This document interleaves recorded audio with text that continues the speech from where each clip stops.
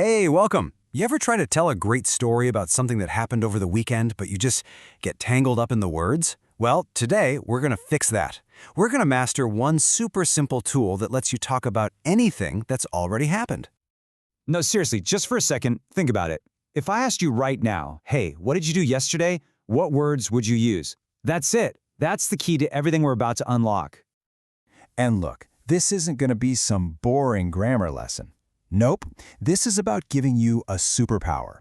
I'm talking about the ability to literally travel back in time with your words. And it all comes down to one simple tool.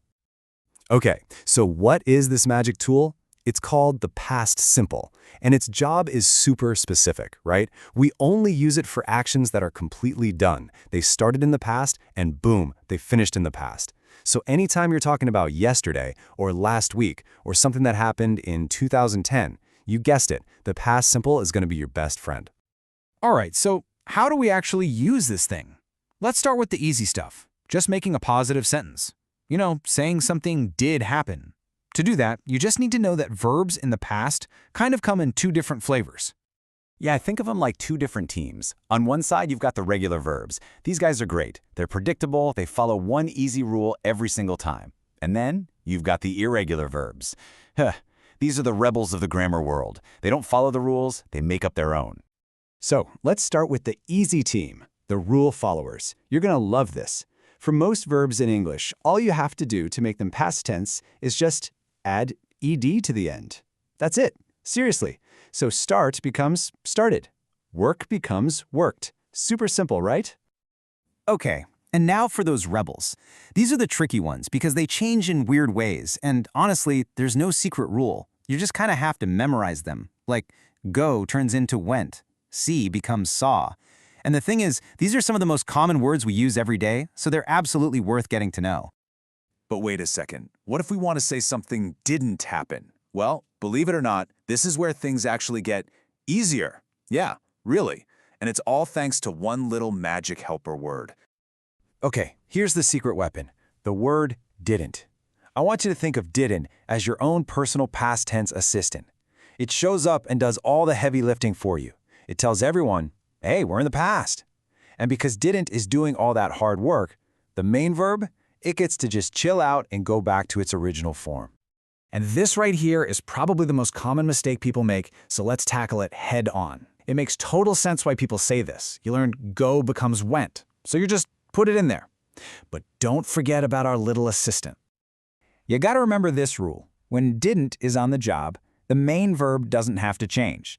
Didn't is already handling the past tense stuff, so went just goes back to being go. The correct way to say it is, he didn't go home. See how that works? Okay, so we've done positive sentences, we've done negative sentences. What's left? Asking questions. And the great news is that same amazing helper we just used is going to come to the rescue again. Are you starting to see the pattern here? It's awesome. To ask a simple yes or no question, you just take the helper, this time it's did, and you pop it right at the beginning of the sentence. And you guessed it. Just like before, did is doing the past tense work, so the main verb gets to stay in its original simple form. Let's see this in action. It'll make perfect sense. Did you call me? See that? Did is right up front, and the verb call is just its normal self. And the short answers, they're super easy. You just use that same helper word again.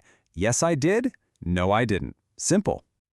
Okay, but what if you want more than a yes or no? What if you need more info? It's so easy. You use the exact same formula we just learned. You just stick a question word, like what, where, or when, right on the front. So it becomes, where did you go yesterday?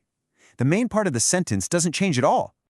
All right, that's pretty much the whole shebang. You've seen all the rules. But the best way to make this stuff really stick in your brain is to actually use it. So let's do a couple of quick practice rounds. No pressure at all. This is just for fun. Ready? Okay, first one.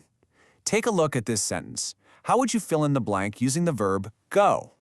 And the answer is went. She went to Spain. Because it's a positive sentence. And remember, go is one of our rebels, so it does its own thing. If you got that, awesome job. All right, next up, take this sentence and make it negative. Don't forget about our little helper word. And the answer is, we didn't see a big dog. Yep, We brought in our assistant, didn't, and that let the main verb saw go back to its original form, see. We didn't see. Perfect. Okay, last one for practice. Use these words right here to build a question. A yes or no question about the past. And you got it. The helper did goes right to the front, then the subject, she, and then the original verb, meet. Did she meet her friends? You've totally got this. So, there you go. That's the complete toolkit for talking about the past. It's really that simple.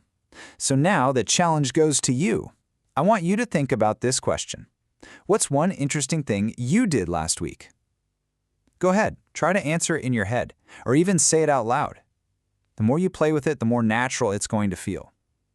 Thanks so much for hanging out for this explainer, and keep up the great work.